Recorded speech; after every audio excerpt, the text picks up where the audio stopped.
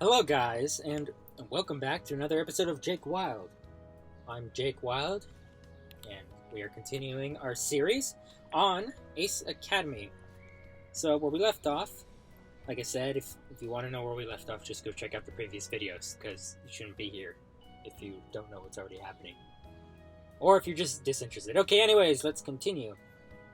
So, we just hung up with Valerie, and we're trying to figure out stuff to do. I've already spoken to Yuna, and I don't want to see Nikki right now. Let's go talk to Shou. Let's see if Shou, how do you say his name? Shou?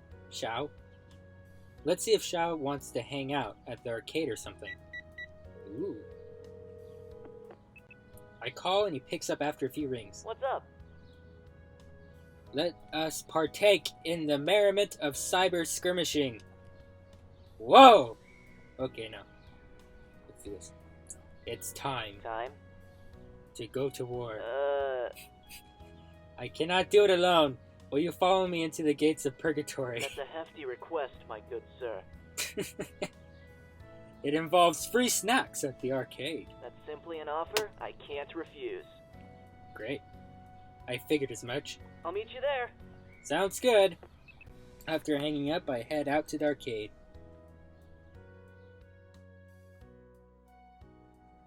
Whoa. As I enter the building, I spot Shou waving at me. As soon as I join him, he leads me deeper into the arcade. Where are we going? To a game which will showcase our skills. Okay. I'm excited. But the gear simulators are the other way. Not those skills. Shou stops in front of a shooting game and pulls a gun out of the holster. Shall we see who the better marksman is? Ooh. The game has inbuilt sensors, so we can duck to the side to take cover or peek out, and the game will read that movement. It's a team-based game, but it sounds like Shou wants to turn it into a competition. Alright, Shou, you ready for these skills? You're on! How about we raise the stakes? I like the sound of that. What were you thinking? Loser buys the winner lunch for a whole week. I never took you for a gambling man.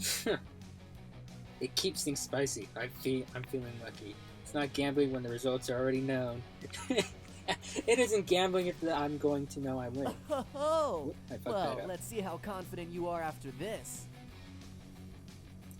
We throw a couple of tokens into the machine. Once the game loads, we jump straight into the action. Shou takes the lead and leads us straight into an enemy encampment. You're falling behind, brosip. Ah!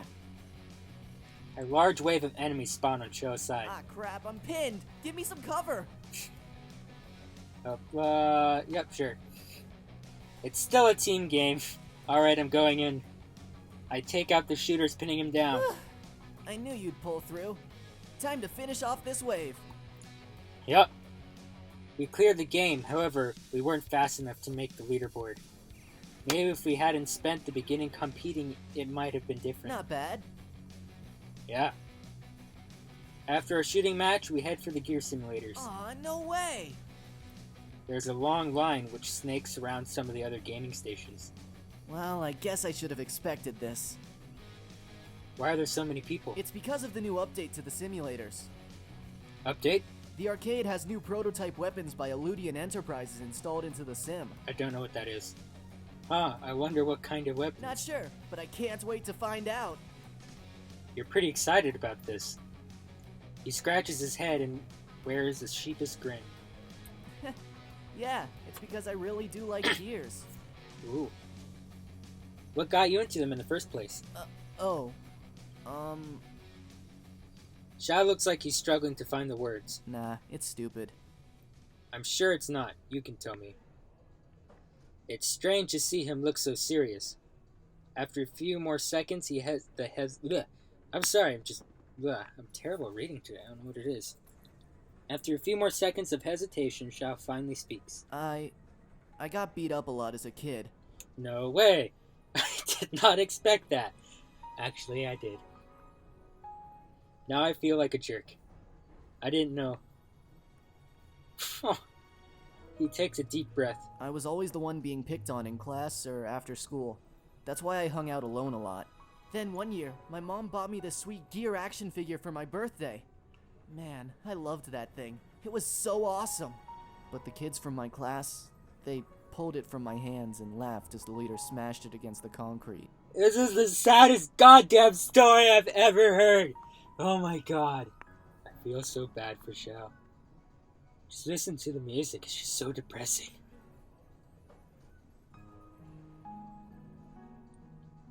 Oh man. I sat there, my eyes red from crying, and I thought, if only I had a real gear. Shou, I'm sorry. He doesn't face me. If I had known this was such a sensitive topic, I wouldn't have brought it up. No, it's good to finally talk about it, you know? Suddenly his body starts shaking. Are you alright? Look, I didn't mean to bring up. Wait, don't tell me. I can't believe you actually fell for it! You piece of shit! I felt sorry for you. Oh my god. Oh. Wow. I did not see that coming. I felt so sorry for him. I just want to punch him in the face right now. Oh my god. Yeah, give me back my goddamn sympathies. Piece of shit. Take back every nice thing I just said. I'm sorry. It was just too good to resist. You piece of shit. Maybe I should give up my piloting career to become an actor. So what's the real story? Shou shrugs. There isn't one. There's just a feeling, you know? Being inside the cockpit, your hands on the control panels, and the only thing you see out of your visuals is down the barrel of your opponent's rifle. You mean you like the thrill? Didn't take you for an adrenaline junkie. That's not exactly it. In a match, everyone is an equal. You could be the son of the president or missing a leg or whatever, and none of that matters. All that matters is if you have what it takes to win. Well, matches aren't really equal. If you're son of the president, you could have the best equipped gear in the nation, which will obviously give you the advantage over the gear with average equipment. True, which is why matches held between standard gears are my favorite. Then it really is based on skill alone. Still not over that sympathy fucking story, Shou. Shou's unusually serious and speaks in earnest. Although he's still smiling, it's not his usual goofy grin. He might come off as someone who doesn't take anything seriously, but after what he just shared, I get the feeling his facade hides a mind that is observant and alert. Interesting. I don't share that with a lot of people. I don't think they'd understand. I don't really know what to say. Luckily, Shou's signature grin returns. Anyway, good talk. Yep. See you next session. That will be 500 credits for this session. What? Your next therapy session is scheduled 2 weeks from now. That's pretty pricey. How come I don't get the friends and family discount? Because you were mean to me. I just look at Shou, who stares blankly at me. Suddenly his eyes grow wide and You understanding. mean we aren't friends? The line dwindles as we've been talking, and before we know it, it's our turn. Looks like we're next. Shou and I take our places inside the simulated pods, and we continue to battle each other until Shou has to leave.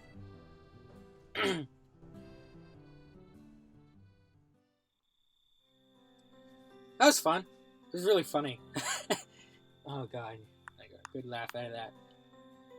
When I get home, Uncle Kioto is lounging on the couch with his feet up on the coffee table and staring intently at his laptop. You mean Nikki's not home? Ooh. This should be interesting. Mounds of papers and folders surround him with a few loose pieces strewn across the floor. Hey, Uncle, is Nikki home? Clearly startled, Kyoto spins to face me and loses the rest of his papers in scattered mess. Oh. He rubs out his eyes before letting out a resigned sigh and kneels to pick them up. I bend down to help. Sorry, I didn't mean to scare you. It's not your fault. Sometimes this house can be too quiet. Quiet? I guess that means Nikki isn't home? He gives me a weak smile. I can tell he's tired. Kyoto's been working late almost every night since Nikki and I arrived. I hope he's not overworking himself. I hand back all the papers I collected, and he begins sorting them into folders again. Can I help? He hesitates, then shakes his head. Thanks, bud, but I've got it. I sit beside him anyway. What are you working on? Just some work stuff. Right. Actually, now that I think about it, I don't really know what Uncle Kyoto does for a living. What kind of work stuff? A lot of things. He's being awfully evasive with his answers. I knew it! He's a secret agent! I can take a hint. I see. See what? Don't worry, I'll keep your secret safe. What secret? I'm just looking over our contracts right now for the restaurant.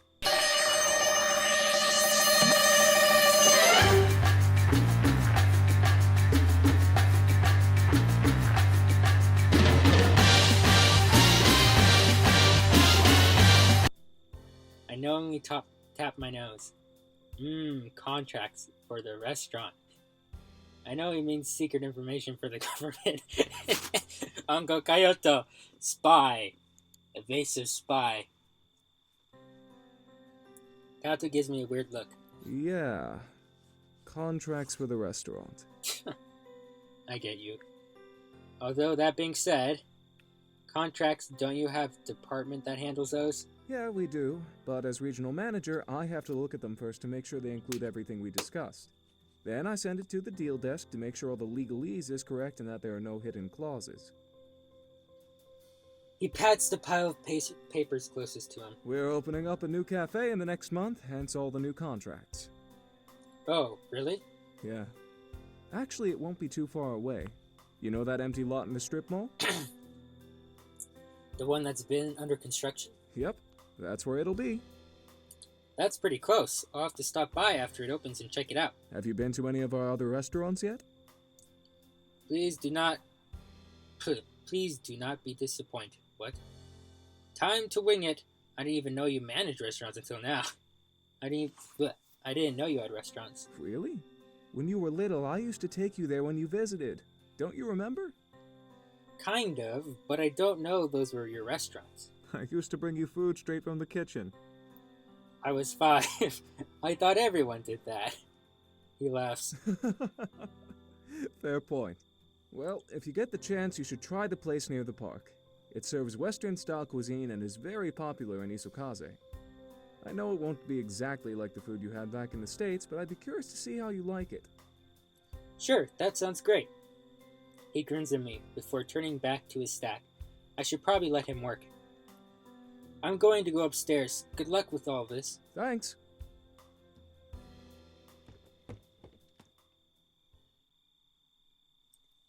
I head to my room and do another quick search on the SBA. Then decide to check out what other clubs are at Ace. It looks like there's a club for everything. Tennis, cooking, business, culture, etc. At some point, I vaguely hear voices downstairs. Nikki must be home. After a quick convo, she comes upstairs and I hear her shut the door to her room. Okay. I continue surfing the net, but after a while, my eyelids start to drop, and I crawl into bed before drifting to sleep.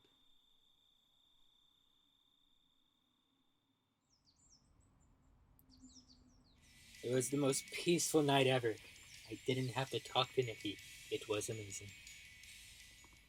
My alarm snaps me out of my slumber with a groan. I reach outside my blanket in search of the coveted snooze button.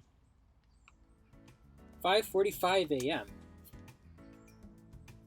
What possessed me to set my alarm at such an ungodly hour?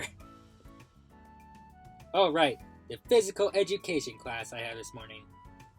Any normal human being would have picked a more reasonable time for this course, which explains why this time slot was the only one available. I climb out of bed and begin my morning routine. Hold on, I'm gonna pause, drink some water.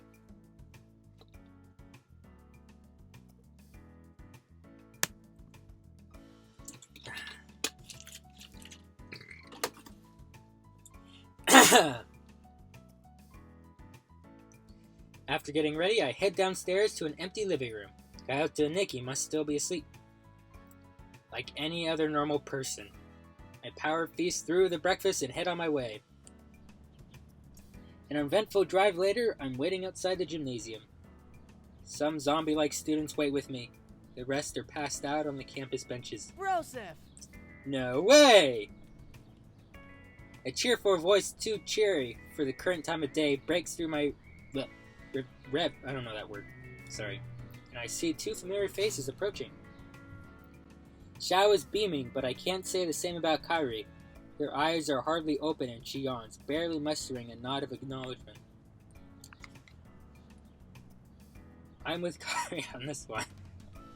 I rub my eyes, barely able to stay conscious. Aw, you're not a morning person either? Whoa, what the hell happened? Before I get a chance to reply, Shou smacks my back hard, and I stumble a few paces. Kairi staggers too. Whoa! She whips around and stomps a foot towards Shou. Her drowsy expression is replaced with one of fire. Ow! What was that for? Just waking you both up for a wonderful day of gym class. Kairi and I both shout piercing glares towards Shou. I'm going to end him. Not before I do. Shou steps back, his hands going up defensively. Whoa, guys, chillax. So scary. What's up with you two picking this as your time slot for this course? We could ask the same for you. I transferred into the program late, so this was the only class available. Kairi crosses her arms. I guess that makes sense. Of course it makes sense.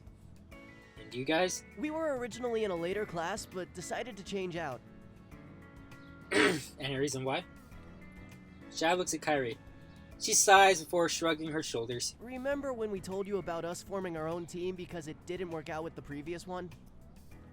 Yeah. Let's just say, we all decided to pick the same gym class to train together, but as you know, it didn't work out. Sounds more like a falling out. Shou rubs the back of his head. Something like that. In any case, we figured it'd be easier to switch out than deal with that awkwardness every week. Makes sense. I guess that makes sense. We hear it click as the building door unlocks. Sorry for the wait, everyone. We had a little issue with the gym schedule, but that's now been resolved. Please make your way to the locker rooms, then meet at Gymnasium 3. Awesome! We'll see you there, Kaori. Come with me, Broseph. Shou pushes me towards the men's locker room. We quickly change into our uniforms, and Shou and I head towards the gym. Even all of the training equipment inside, the space still feels huge. Flags and banners from past victories hang on the walls and ceiling. Look how big this place is. Wow. Actually, it's not really that big. Now I look at it. Anyways, typical of Ace Academy, everything looks pristine. Hello? Hello, Shou. Shou's voice snaps me back to reality. Yeah, what's up? Jeez! Zoning out like that when I'm asking you such an important question? It's almost like you don't care. Sorry, what'd you ask? What's your favorite flavor of Dango? I don't know what that is. I think he and I have different definitions of what is an important question. I suppose it's something in my peripheral vision distracts me from answering. Whoa! A group of girls enter the gym wearing nothing but their panties and a t-shirt. This can't be right. What? I rub my eyes, but the magical sight remains in full focus. What's going on? Huh? The girls over there are just walking around in their panties. Shou glances excitedly, but deflates a second later. What are you talking about, Broseph? How are you not seeing this? See what? Girls wearing their gym uniforms? It's incredibly revealing. Shou stares for a moment. I still don't get it. That's what they've always worn, ever since elementary school. Actually, now that you mention it. I watch as Shou's face reddens. My God! What have you done? Welcome to the club, Shou. I won't be able to focus in this class anymore. It's gonna be great! Don't worry. Come on. I couldn't have been the only one saying this. You were. I was desensitized to this from childhood because my memories never associated this attire with perversion, and thus there was nothing to be perverted about. What the heck are you talking about? I understand what he's talking about. I don't know, man. I'm too distracted to think clearly. What are you two yelling about? Quick! Act normal! Whoa! We both spin around and see Kari. She's also wearing what no one in their right mind would have donned a gym uniform. Her porcelain legs are completely free of blemish, and the way the material shows off her body makes it clear she works hard to stay fit.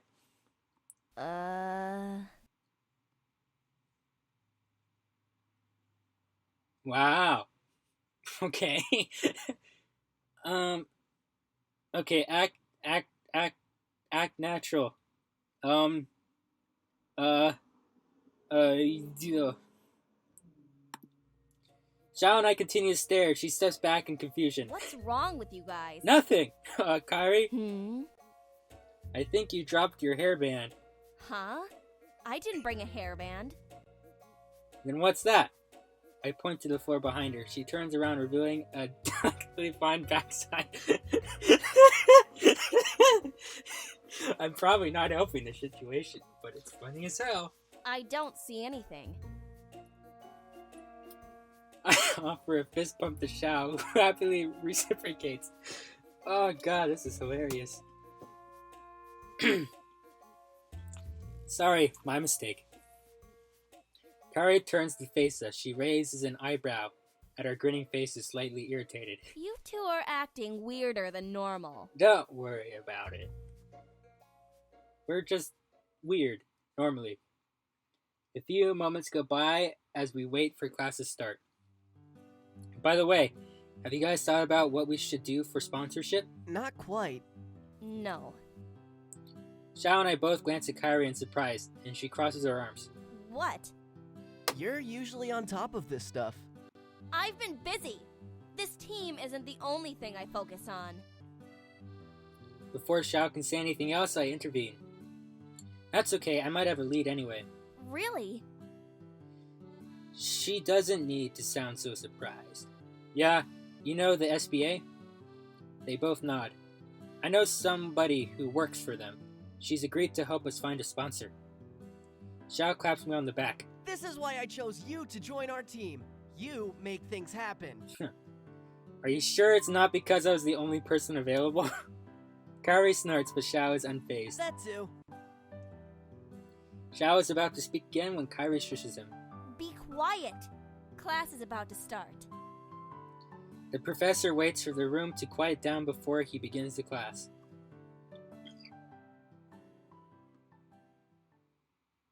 The professor dismisses the class, and the three of us file out together. My muscles are already fatigued and my limbs tremble. I know I'm going to be sore tomorrow. Shou groans. My legs feel like they're on fire. I grunt in sympathy, too tired to respond. Kari power walks ahead of us. Class wasn't that hard. Shou and I stare at each other. I whisper to him. How is she doing that right now? She's a cyborg, a human mecha hybrid. No way. Makes sense to me.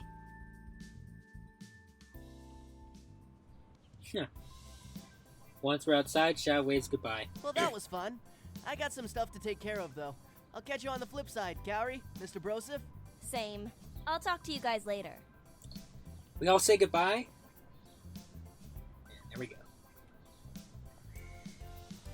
It doesn't tell me anything, it's just... So, Kairi, Mayu, Shou, I don't know.